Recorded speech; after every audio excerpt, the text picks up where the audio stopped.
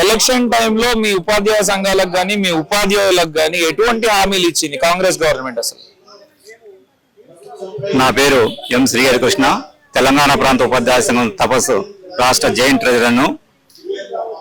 So 2014 కంటే ముందు ఉన్నటువంటి తెలంగాణ ఉమ్మడి ఆంధ్రప్రదేశ్ రాష్ట్రంలో చాలా సమస్యలు ఉండేటివి. పుష్కర కాలం తర్వాత తెలంగాణ వచ్చిన తర్వాత కూడా నిరుద్యోగ ఉపాధ్యాయ సమస్యలు అదే విధంగా ఉన్నాయి.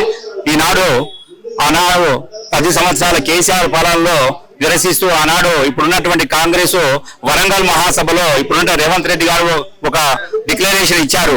మేము అధికారంలో వస్తే సిపిఎస్ ను రద్దు చేస్తాము. ఏ విధంగా అయితే కాంగ్రెస్ ప్రభుత్వాలు హిమాచల్ ప్రదేశ్ లో కానివ్వండి, ఇంకా వేరే రాష్ట్రాల్లో ఏ విధంగా సిపిఎస్ ఎత్తివేసి ఓపీఎస్ పునరుద్ధరణ చేసినామో అదే విధంగా తెలంగాణలో అధికారంలోకి వస్తే కాంగ్రెస్ పార్టీ ఓపీఎస్ ను పునరుద్ధరిస్తామని చెప్పారు.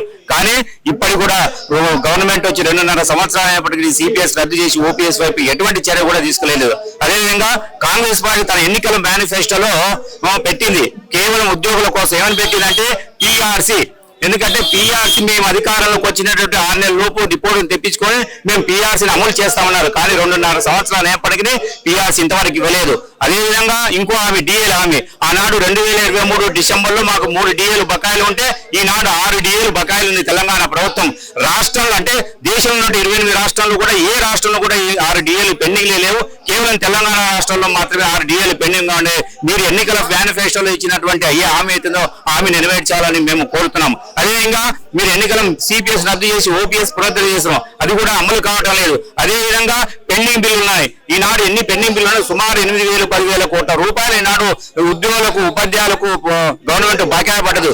ఉదాహరణ చెప్పాలంటే పెండింగ్ బిల్లు మేము ఎన్కాష్మెంట్ చేసుకుంటే అవి రావటం లేదు. జీపీఎఫ్ ఫైనల్ పేమెంట్ రావటం లేదు. అదేవిధంగా ఎవరైనా రిటైర్ అయితే గ్రాట్యుటీ రావటం లేదు, కాంట్రిబ్యూషన్ గ్రాట్యుటీ రావటం లేదు, మరియు ఏమీ రావటం లేదు. కాబట్టి తక్షణమే మా పెండింగ్ బిల్లుని మీరు 15 రోజులు క్లియర్ చేస్తారన్నారు. కాబట్టి 15 రోజులు కాదు, ఇంతవరకు కూడా క్లియర్ చేయలేదు. కాబట్టి ఇప్పుడు కూడా ఈ నెలకు 15 మందిలో 2,000 కోట్ల రూపాయలు విడుదల చేస్తామంటారు. కానీ అవి ఎవరికి వచ్చినా ఎవరు అర్థం కావటం లేదు. అదేవిధంగా మీరు ఈహెచ్సిటి ఎంప్లాయీ హెల్త్ కేర్ ట్రస్ట్ అమలు చేస్తామన్నారు. ఈనాడు ఎంప్లాయీ హెల్త్ కేర్ ట్రస్ట్ అమలు ఎక్కడ ఉందండి? కొత్త సీసాలో పాత సారం వచ్చినట్టు ఉండాలి. ఈనాడు కార్పొరేట్ హాస్పిటల్ కు ఓపీ సేవలు ఉండవట. ఇంకా ఓపీ సేవలు ఉన్నప్పుడు ఇంకా ఈ హెచ్సిటి ఎందుకు? మా నెలలో 1.5% కట్ చేస్తున్నారు. ఈనాడు ఏం లాభం ఉంది? ఏం లాభం లేదు. గతంలో కంటే ఎట్లా ఉందో ఇప్పుడు కూడా అదే విధంగా. కాబట్టి మాకు న్యూ హెల్త్ కేర్ ట్రస్ట్ ఏదైతే ఉందో దాంట్లో అన్ని మీరు సూచించినటువంటి హాస్పిటల్ మాకు ఓపీ సేవలు ఉండాలి. ఎప్పుడు మేము వెళ్తే అప్పుడు చికిత్స అందుబాటులోకి వస్తాయి ఉండేటట్టు చూసి ఎంప్లాయీ హెల్త్ కేర్ ట్రస్ట్ అమలు చేయాలని మేము తెలంగాణ ప్రాంత ఉపాధ్యాయ సంఘం డిమాండ్ చేస్తున్నాను. కాంట్రాక్ట్ ఎంప్లాయీస్ ఎవరైతే ఉన్నారో కాంట్రాక్ట్ ఎంప్లాయీస్ వల్ల 30-40 ఏళ్ళు లేదా 20 ఏళ్ల నుంచి సర్వీస్ లో ఉన్న వాళ్ళకి ఎటువంటి అన్యాయం జరుగుతుంది అసలు? ఓకేనండి, గతంలో కేసీఆర్ ప్రభుత్వం ఏం చేసిందంటే ఈ జూనియర్ కాలేజీలో డిగ్రీ కాలేజీలో పనిచేసిన మంది కాంట్రాక్ట్ లెక్చర్స్ కు పర్మనెంట్ చేసింది. ఇది ఎంత అన్యాయం అండి? ఈనాడు ఒక ఉపాధ్యాయుడు డిఎస్సి రాసి ఎంఈలు పిహెచ్డి కలిగి ఉండి ప్రైమరీ స్కూల్ టీచర్ చెప్పుకుంటూ హై స్కూల్ టీచర్ చెప్పుకుంటూ కొనసాగి 24 సంవత్సరాలకి ఇంతకుముందే మా మేడం గారు చెప్పారు 24 సంవత్సరాలు ఒక స్కూల్ అసిస్టెంట్ ప్రమోషన్ రాలేదంటే ఎంత సిగ్గుచేటు.